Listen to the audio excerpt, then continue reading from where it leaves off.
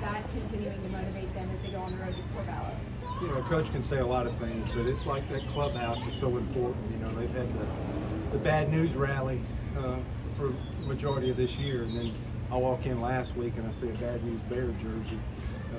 So I think they have a plan and an understanding where people forecasted them and put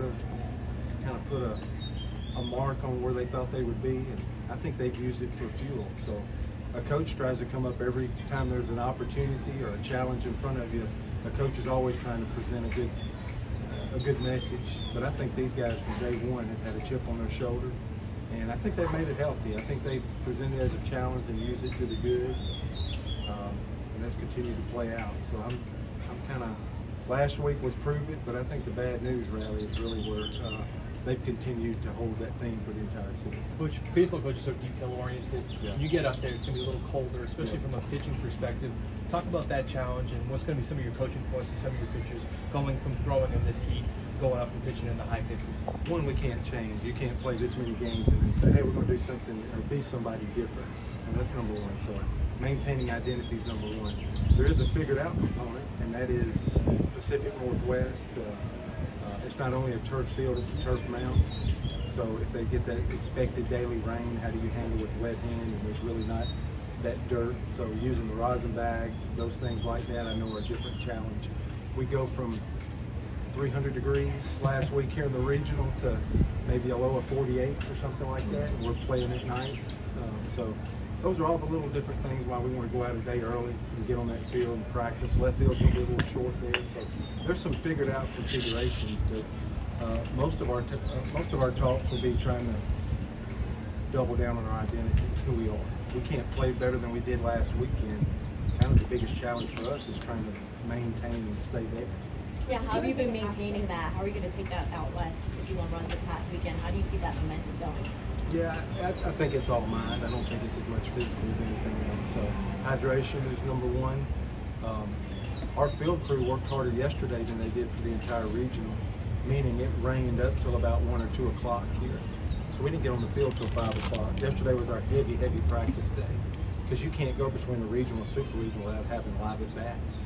So all of our hitters got live at bats, and pitchers actually pitched to our guys. We played a squad game yesterday, and you know, this is that time of the year where it had to happen yesterday, and our guys put every resource into getting us on the field eventually yesterday. So I tip my hat to our field crew once again for doing everything in their power to help us try to succeed. We've already worked out this morning, so we tried to go later. We're trying to stay up an hour later each night, which is probably a problem for me. It's not a problem for these guys, probably. We're just trying to think of everything that we can. You know, you got Gabe Gross and Tim Hudson that they flew cross country for a living to play the sport. So now that we're lighter, it's just travel today. We'll get an hour and a half on the field in Corvallis tomorrow, and then really it's wait and play. So I think our bats are quick and sharp. It really showed that in the regional. We've had the 1 day of at bats, so these are quick turnarounds, you know. So this is a pretty quick turnaround between these two tournaments, but I think we'll have enough energy and juice, but so will they.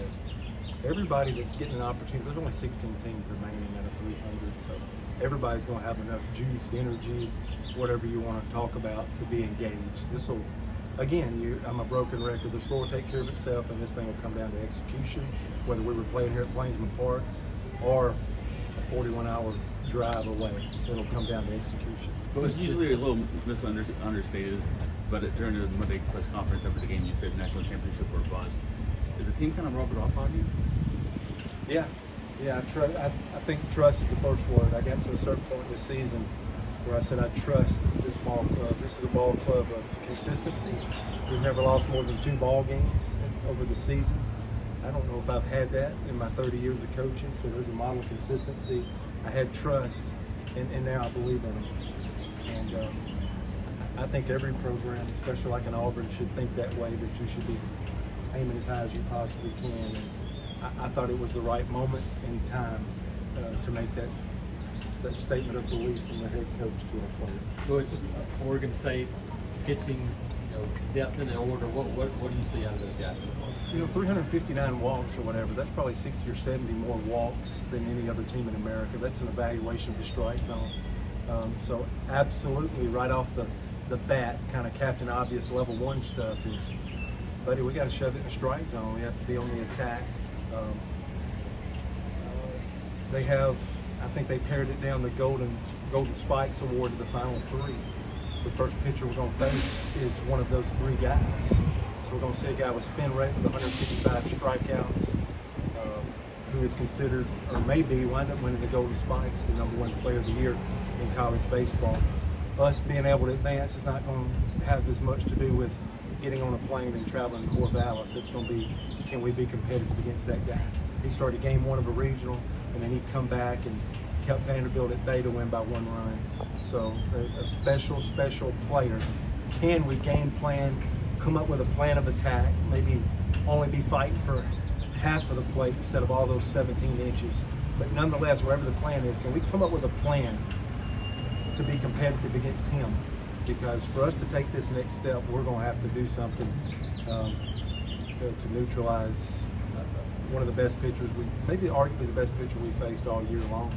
And that's the way it's supposed to be at this time of the year. You're supposed to have to do something to continue to advance. So I think of their offense and how they take balls, swing at strikes, and I think about them having one of the best pitchers in the country.